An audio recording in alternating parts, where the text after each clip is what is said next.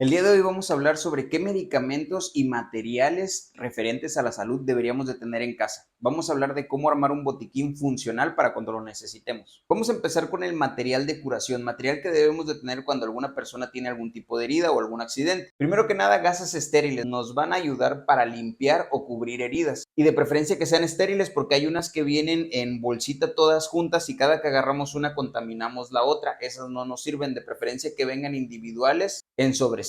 La tela adhesiva es muy importante porque esa es la que nos va a ayudar a fijar, ya sea las gasas que utilicemos para cubrir heridas o las vendas que utilicemos para sujetar o cubrir también heridas. Curitas, si tienes niños o tienes algún trabajo donde constantemente sufres cortaditas, los curitas sirven bastante, sobre todo si son de diferentes medidas. Vendas elásticas, estas de preferencia tener vendas chiquitas y vendas un poquito más grandes, de preferencia de 5 y de 10 centímetros. Estas nos ayudan tanto para cubrir alguna herida como para hacer inmovilizaciones. Eso ya lo hemos visto en videos anteriores en mi canal de TikTok.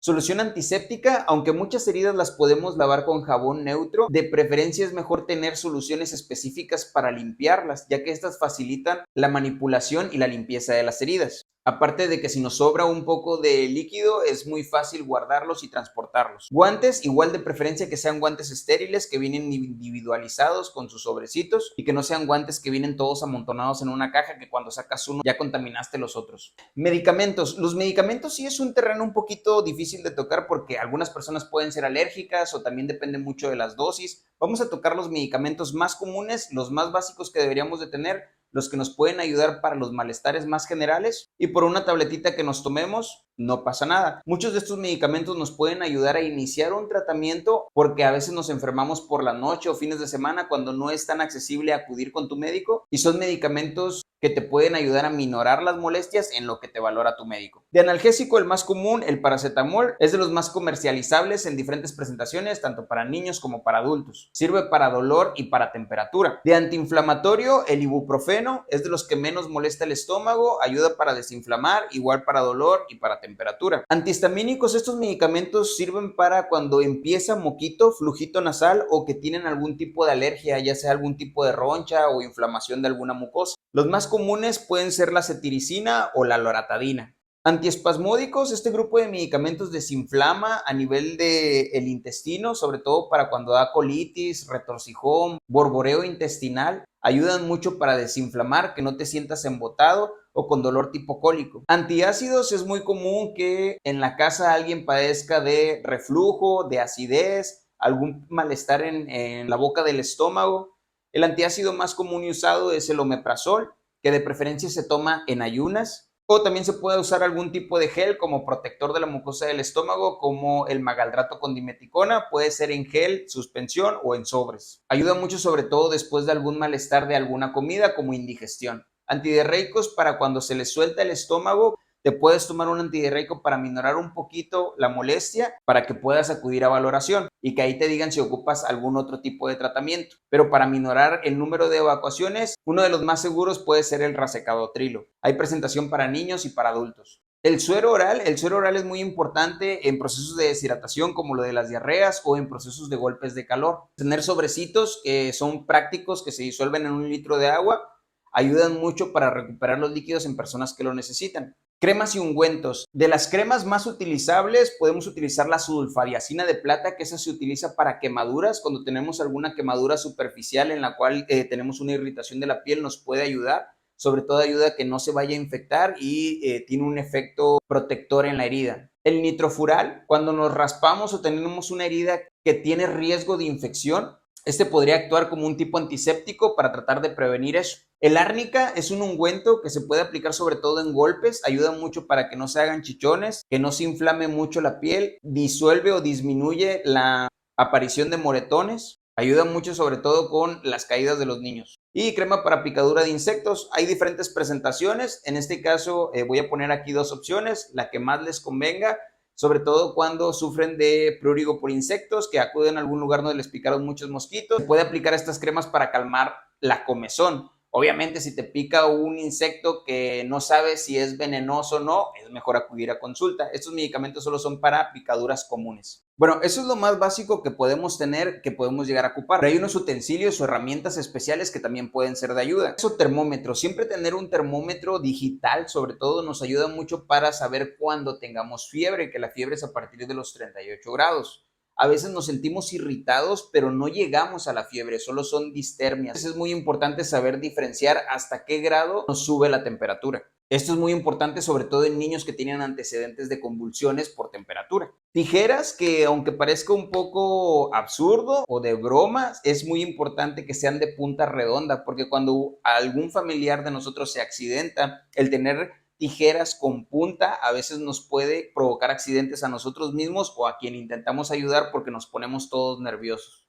Pinzas, pueden ser pinzas que se utilizan para sacar la ceja, que son pincitas chiquitas. Esas nos ayudan mucho para cuando se insertan ya sea alguna espinita o astilla, o cuando en la herida se ensucia y hay que retirar algún material externo. Linterna, si llegamos a tener algún accidente en una zona con poca luz, sobre todo que se necesite observar bien la lesión, tener una linternita nos ayuda mucho al momento de actuar. Y teléfonos de emergencia, muchas veces en la preocupación no sabemos cómo actuar, a quién hablarle, y si en nuestro botiquín o en la zona donde tenemos nuestros medicamentos tenemos guardada una libretita con los teléfonos de emergencia, es más fácil acceder a ellos para poder comunicarnos con quien necesitemos. Otros extra en casos especiales puede ser un glucómetro si tenemos en la casa alguna persona que padezca de la diabetes o de hipoglicemias, ya sea que se les suba mucho el azúcar o se les baje mucho.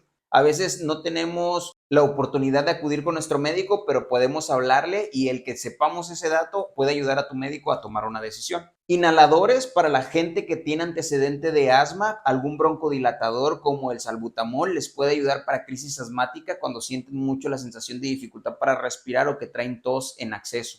Repelentes, si vas a acudir a algún lugar o fuera de tu casa hay mucho mosquito, tener en tu casa un repelente ayuda mucho para evitar picaduras por insecto y así evitar enfermedades transmitidas por esos vectores. Y compresas, en algunos casos, sobre todo si tenemos niños, tener compresas que puedas tener en tu refri y que cuando se golpeen el frío pueda ayudar a evitar el proceso inflamatorio, ayuda mucho en ese tipo de casos. Bueno, una vez que ya sabemos lo que tenemos que guardar en el botiquín, ahora vamos a decir información de cómo elegir la caja para el botiquín y cómo mantenerlo funcional. El contenedor que vayamos a elegir, de preferencia que sea de un plástico resistente, porque cuando son de otro material puede almacenar mucho el calor. Que sea de un tamaño que sea transportable, ni muy chico para que tengas todo amontonado, ni muy grande que sea muy laborioso de mover. De preferencia de colores claros, por esto del calor, mientras más claro sea el color, menos calor concentra. Que sean de tapa hermética, ya sea de broches o de tapadera, porque así evitamos que se les meta polvo o bichos a los medicamentos. Se sugiere que por dentro haya una organización interna en el cual tengas separado, así como lo separamos hace rato por cremas, medicamentos, los extra, utensilios. Cuando ocupes algo, puedes sacar una bolsita donde venga rotulado donde viene todo eso para que no estés buscando entre todo.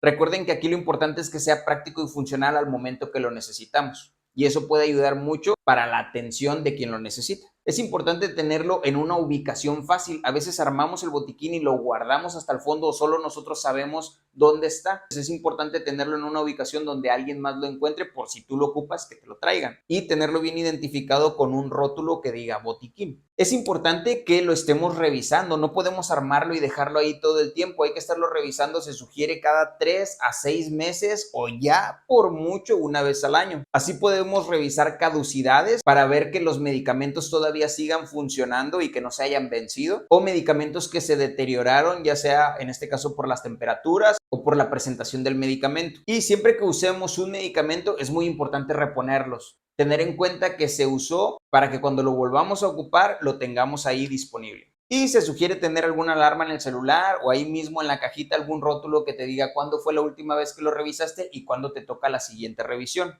Así ya no se nos pasa. ¿Y qué cosas de plano no debemos de tener guardados en nuestro botiquín?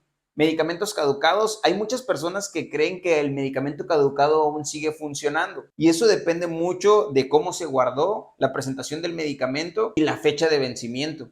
Aunque sí es cierto que algunos medicamentos pueden llegar a tener todavía su componente activo, hay medicamentos que pueden ya interactuar mal en tu cuerpo y generar alguna respuesta adversa. Así que es mejor no arriesgarse. También es muy común que algún familiar nos regala medicamentos que eran de él para que los usemos nosotros en nuestro botiquín. Y muchas veces no sabemos ni para qué son, ni las dosis, y muchas veces ya están abiertos. Pueden estar deteriorados o no funcionar como se debe. Medicamentos inyectables, si hay personas en tu casa que sepan aplicarlos y que sepan dosis, pues todavía, pero si nadie sabe aplicarlos ni sabe las dosis que amerita cada persona, pues lo ideal sería no tener de ese tipo de medicamentos. A veces es más laborioso conseguir quien te los aplique. Remedios caseros, sobre todo esos medicamentos milagrosos que andan vendiendo después en los mercados o casa por casa, que no tienen un respaldo científico, es mejor no tener de esos en nuestro botiquín porque muchas veces no sabemos ni cómo interactúan.